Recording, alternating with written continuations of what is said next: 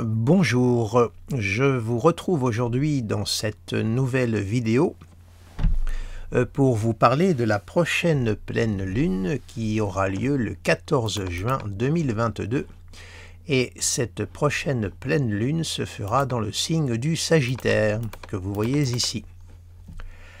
Alors avant de me lancer dans l'exploration de cette pleine lune, je tenais à faire cette précision parce que certains d'entre vous m'ont demandé pour quelle raison je ne mettais pas la domification, c'est-à-dire les 12 maisons.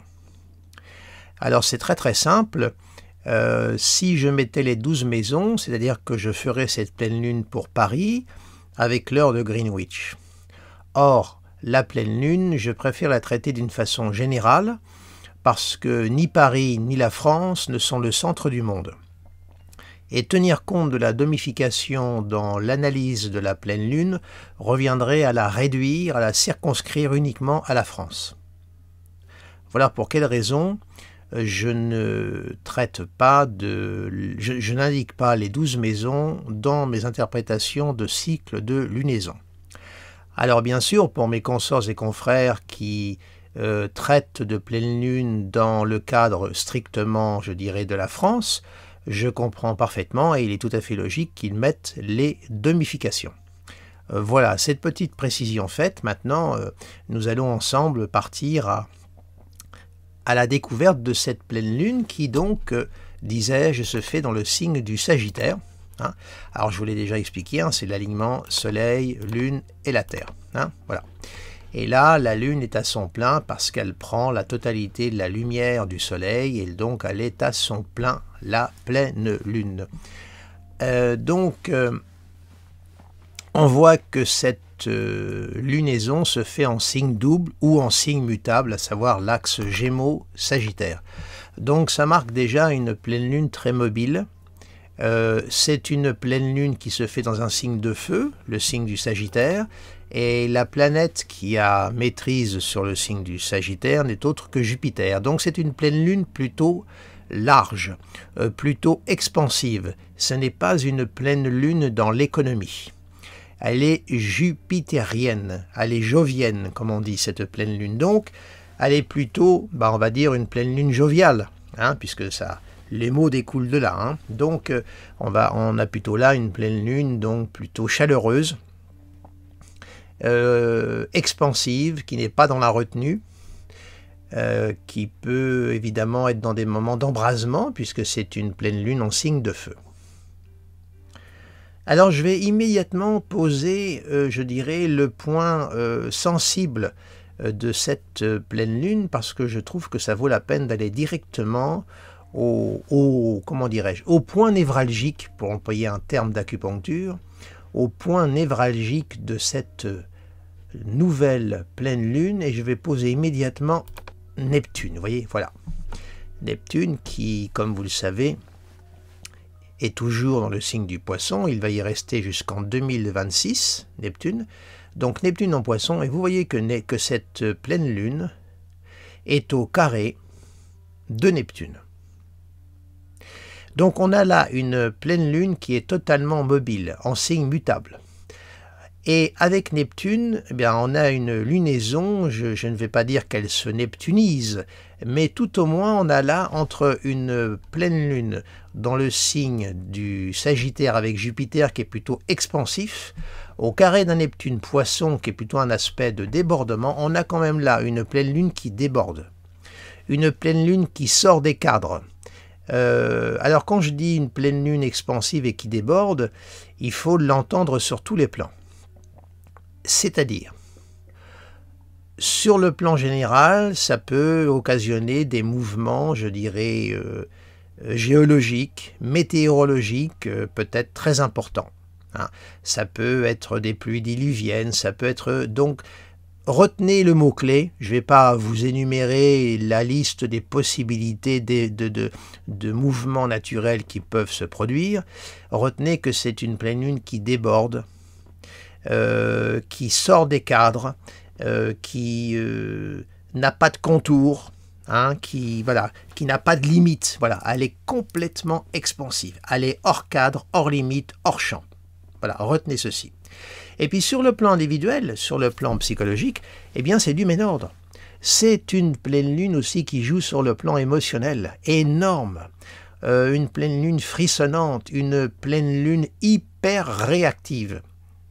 Donc une pleine lune, je dirais, à la fois chaude, parce qu'elle est dans le signe du Sagittaire, et en même temps, avec le Neptune Poisson, elle prend l'eau. Alors l'eau et le feu, bah, ça s'annule, ça donne de la vapeur.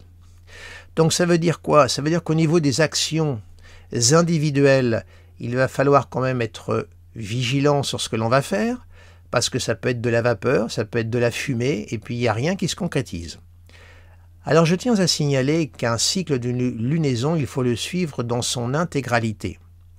Ça ne veut pas dire qu'il va se passer des événements particulièrement exceptionnels le jour J de la pleine lune. Hein, il faut quand même avoir un peu plus de souplesse dans l'interprétation et garder à l'esprit la dynamique des cycles. Donc, il faut suivre déjà cette pleine lune jusqu'à la prochaine nouvelle lune. La nouvelle lune, c'est la conjonction Soleil-Lune, et elle se fera dans le signe du Cancer. Hein? Donc, d'ailleurs, si vous voulez, je vais l'avancer. Comme ça, on va essayer de se faire une prochaine nouvelle lune. On va y aller. On va avancer la lune tranquillement jusqu'à sa rencontre avec le soleil à rendez-vous avec la lune. Hein, vous connaissez l'histoire. Mais la lune n'est pas là et le soleil n'attend pas. Là, voilà. Vous voyez, la prochaine nouvelle lune se fera le 29 juin, à peu près. Vous voyez, à 7 degrés du Cancer. Voilà, ça sera le redémarrage du cycle. Bon. Alors là, ça sera évidemment d'une autre nature, mais c'est pour vous faire comprendre la dynamique cyclique, mais on va revenir à notre propos, et qui était donc la pleine lune. Excusez-moi, je me suis trompé dans les curseurs. On va revenir à la pleine lune d'aujourd'hui, qui se fait en Sagittaire. Essayez de la positionner, alors on va l'avancer en termes d'horaire, pour la positionner à peu près correctement. Voilà, le 14 juin, j'ai à peu près 23, 27, je l'ai repositionné à peu près correctement. On est dans la nouvelle lune du 14 juin. Donc, une pleine lune, disais-je, je ne vais pas dire qu'elle a été bourriffée, mais un petit peu. Hein. Et alors, oui, c'est ça, je voulais vous dire, l'eau et le feu, voilà, ça s'annule. Hein. Alors, il y a de l'air, mais ça, c'est l'aspect de la pleine lune en tant que telle, l'opposition lune soleil, mais l'air avec également l'eau, bah, ça donne pas grand chose l'air avec l'eau. Et donc ça veut dire quoi? Ça veut dire qu'il va falloir se montrer, comment dirais-je, sur le plan individuel, prudent sur nos actions, prudent sur ce que même la part de rêve, puisque la lune c'est aussi l'astre de la nuit, hein, c'est la part de rêve. Attention, ça ne veut pas dire qu'il ne faut pas suivre ses rêves, c'est très important, moi je trouve, mais il va falloir essayer le mieux possible d'avoir beaucoup de secondarité, essayer, comme je dis souvent, de prendre du recul, de ne pas se laisser trop emporter par les émotions, parce que là vraiment, avec ce Neptune, vraiment là, les émotions peuvent être fortes, peuvent vraiment nous submerger et bon, bah, nous amener à commettre des actions qui seront un petit peu des pétards mouillés. Hein, voilà.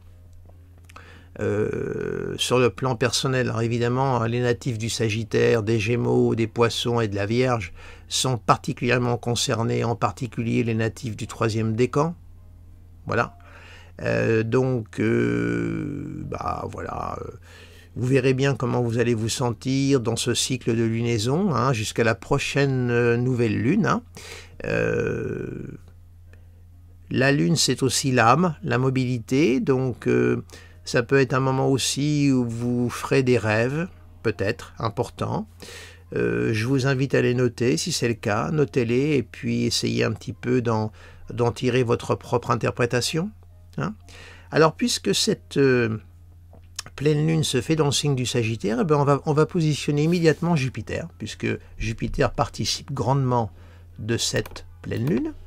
Eh bien, on va positionner Jupiter. Alors, Jupiter est en Bélier. Excusez-moi. Jupiter est en Bélier, là, par rapport à la pleine lune, s'entend, il ne fait pas d'aspect. Donc pour l'instant, mais on note quand même que Jupiter, qui a maîtrise sur cette pleine lune au moment de sa formation, est dans le signe de feu du Bélier. Donc ça ne fait que renforcer l'élément igné, l'élément feu de cette lunaison. Hein. Alors évidemment, la lune qui est plutôt froide et humide, puisque son élément c'est l'eau, dans le signe de feu, ben voilà, ça ne fait que renforcer mon propos sur le fait que c'est plutôt en fin de compte un moment où il faut être dans l'élaboration, mais ne pas trop compter sur la concrétisation des choses. Voilà. Si les choses ne se font pas, s'il n'y a pas de suite immédiatement, ne vous inquiétez pas, ça n'a rien de compromettant, c'est je dirais, l'élémental qui se fait entre l'eau et le feu, ça ne s'accouple pas. Voilà. Donc, pas de panique surtout. Hein. Pas de panique si par exemple, puisqu'il y a l'aspect mercurien, hein, puisque le soleil est en Gémeaux, d'ailleurs j'ai posé Mercure tout de suite, voilà, Mercure lui sera en Gémeaux, c'est pareil par rapport à la lunaison, Mercure n'entretient aucun aspect, mais il est quand même dans son signe le Gémeaux, donc ne soyez pas non plus inquiets si vous avez des réponses, vous attendez des réponses à certaines choses, et si les dites réponses sont décevantes ou tout au moins ne répondent pas à vos rêves et à vos aspirations. Hein? Non, voilà, non.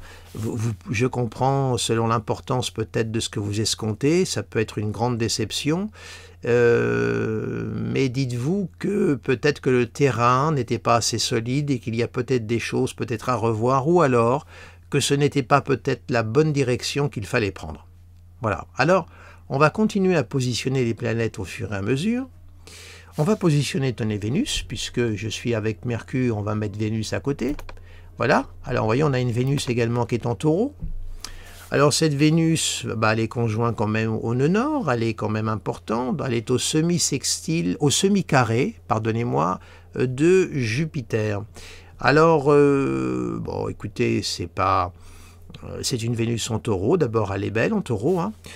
J'en avais déjà parlé dans une vidéo de cette Vénus Taureau où j'avais écrit un article dessus.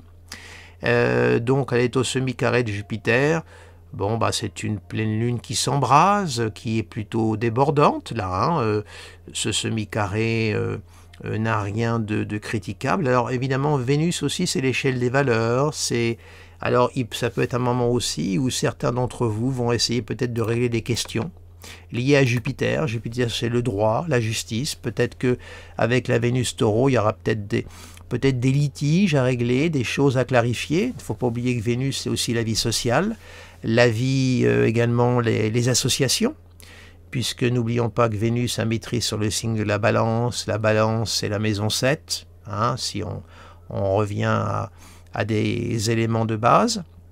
Ça peut être des moments où il va falloir mettre les choses en ordre par cette Vénus-là, sous justement ce cycle de lunaison, qui est aussi, évidemment, j'ai oublié de vous indiquer ça, c'est également une pleine lune de flou, parce que c'est Neptune.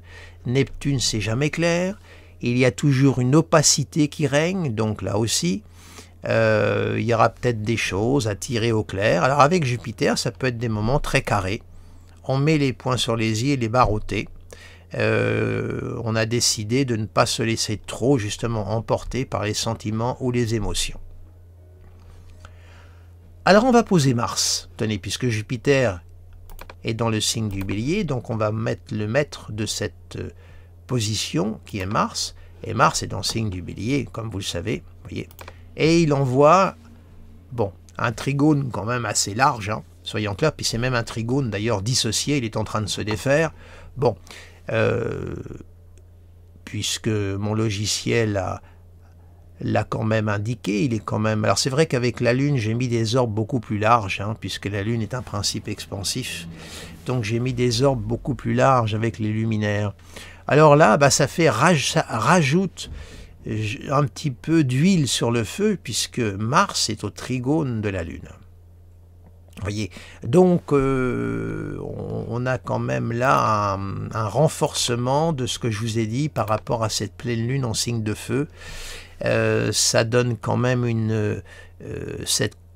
cet aspect Lune-Mars avec un Mars Bélier, donc très très fort, ça veut dire que ça donne quand même une lunaison, un climat hyper réactif, très très irritable en même temps, hein. Donc il peut y avoir un petit fond d'impatience qui peut se faire sentir en globalité, hein.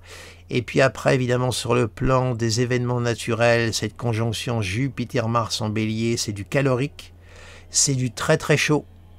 Donc ça peut aussi marquer là dans les semaines à venir peut-être des montées caniculaires, peut-être des chaleurs, des pointes de chaleur sur le plan, je dirais, géophysique, hein.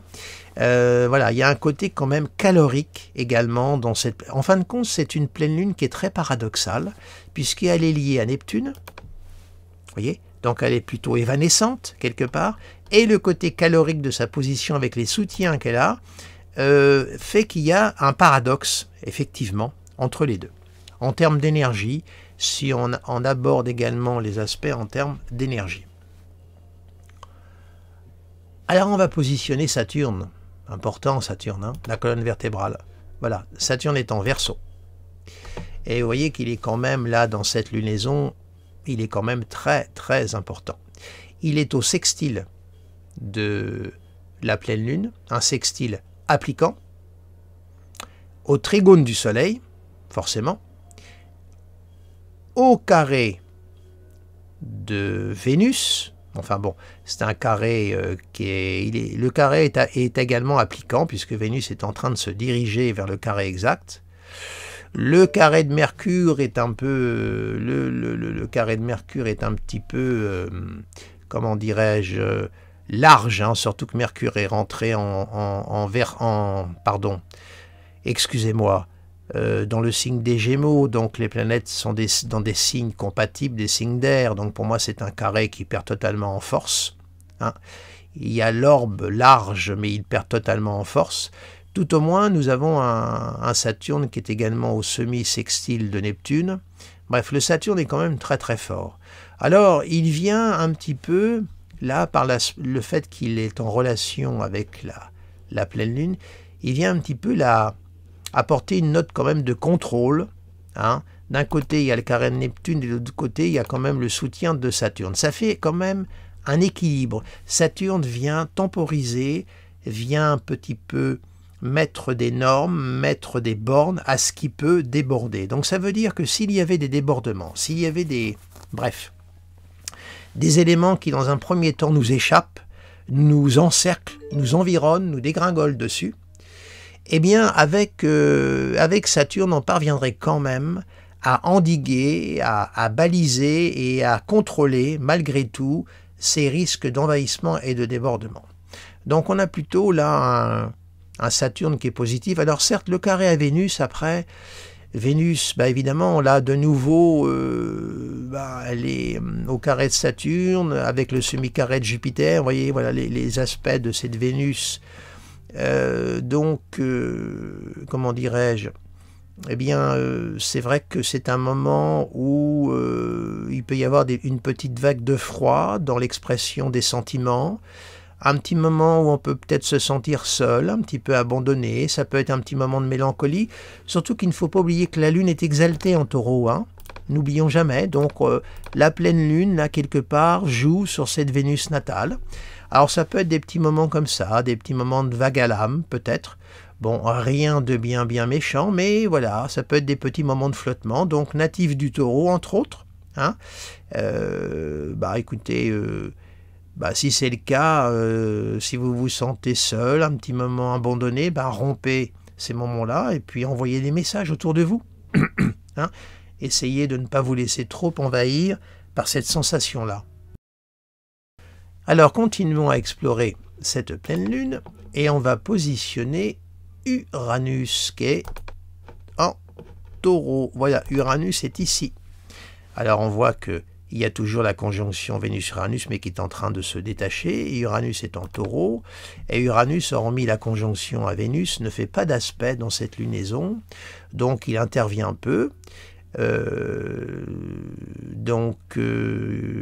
bon, le carré à Uranus n'est pas encore formé, le carré à Saturne, pardonnez-moi, n'est pas encore effectif, mais il va l'être à la rentrée. Nous aurons tout le temps d'en reparler, de cette reformation de ce carré de Saturne-Uranus qui ne me plaît pas trop. Mais je ne vais pas m'appesantir dessus, ce n'est pas l'objet de cette vidéo. Donc on a un Uranus qui est en Taureau, conjoint à Vénus. Alors bon, c'est le moment où on a plutôt on a besoin de se sentir libre dans l'expression de ses sentiments.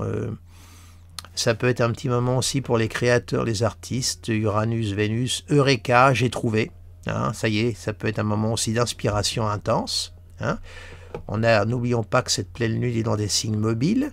Elle fait intervenir également Mercure par le Soleil et Neptune. Ça peut par contre être une pleine lune très liée à l'inspiration, au ressenti, aux perceptions.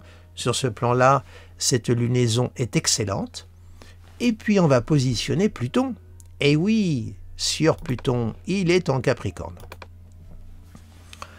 Alors là, il est au sextile de Neptune, oui, et il est au trigone de Mercure, mais c'est un trigone dissocié, donc qui perd un petit peu en force. Donc Pluton, là, et par rapport à cette lunaison, il n'intervient pas. Tant mieux, et il est plutôt en aspect harmonique. Alors voilà un peu l'état complet du ciel pour cette pleine lune du 14 juin 2022. Vous voyez, globalement, voilà l'aspect. Alors, on a l'axe des nœuds qui est ici, hein, voilà, hein, le nord, le sud, voilà. Donc, on a globalement, si on regarde la répartition des aspects, et moi je raisonne souvent en termes d'énergie, on voit que ça s'équilibre à peu près entre les aspects trigones et les aspects carrés et les sextiles. On a quand même à peu près des champs de force qui s'entremêlent. Et pour conclure, pour ne pas faire cette vidéo trop longue, parce que je sais que vous n'avez pas que ça à faire et que les vidéos très longues, quelquefois la patience est mise à rude épreuve et on coupe, ce que je peux parfaitement comprendre.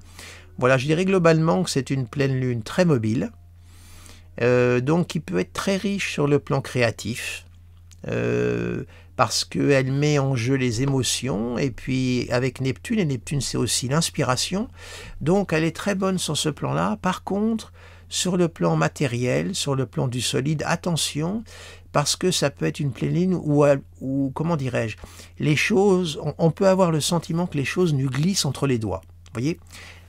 Comme le disait Jean Gabin dans une interview, une poignée de flotte. Vous voyez, la poignée de flotte, je trouve que cette image est très belle. Plaf, ça nous passe entre les doigts. On a l'impression qu'on tient quelque chose et puis en définitive, ça nous glisse entre les doigts. Il y a un petit peu cet esprit-là. Sur le plan, je dirais, individuel.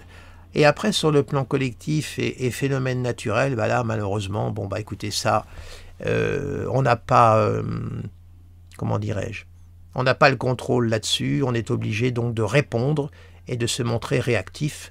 J'espère qu'il n'en sera rien, j'espère qu'il n'y aura pas de débordement, je dirais, en tout genre sur le plan géophysique. Alors ça peut être aussi des débordements sur le plan collectif, hein, également. Alors évidemment, cette pleine lune-là, je la fais d'une façon générale. Ça peut jouer non pas uniquement en France, mais aussi dans les pays étrangers, dans ce qui nous environne. Voilà. Eh bien, je vais arrêter ici mon bavardage lunaire. Je vous remercie de votre patience.